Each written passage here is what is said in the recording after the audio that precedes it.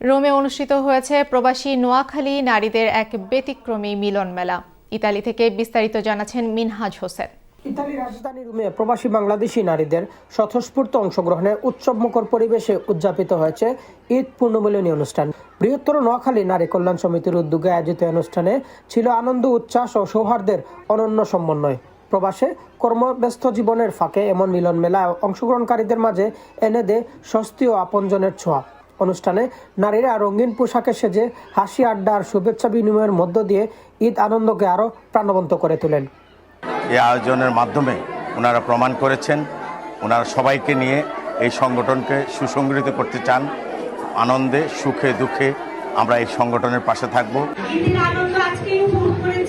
আমরা সবাই চাই মিলেমিশে থাকতে। আমাদের এই বিদেশের মাটিতে আমরা সবাই একসাথে মিলেমিশে থাকার জন্য আমাদের এই উদ্যোগ। বৃহত্তর নোয়াখালী নারী কল্যাণ সংঘকে খুবই ধন্যবাদ যে তারা এর সুন্দর একটি আয়োজন করেছে। আশা করি এভাবে প্রত্যেক সময় তারা সকলকে নিয়ে বৃহত্তর নোয়াখালীবাসীদের একটা মিলনের আয়োজন করবে। বিদেশের বাড়িতে খুব ভালো লাগতেছে, সবাই একসাথে এখানে একত্রিত হতে পারে। আগামী দিনে যেন তারা তাদের এই অনুষ্ঠানগুলো অব্যাহত রাখে।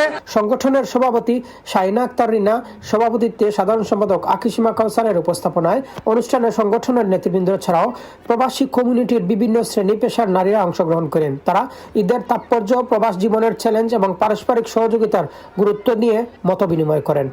সব মিলিয়ে ঈদ পূর্ণমিলনী অনুষ্ঠান শুধু একটি উৎসবের আয়োজনে সীমাবদ্ধ ছিল না, বরং এটি হয়ে উঠেছিল প্রবাসে বাংলাদেশি নারীদের ঐক্য, সংস্কৃতি ও পরিচয়ের এক উজ্জ্বল প্রতীক। ইতালি থেকে Minhaj Hossain, channel S news.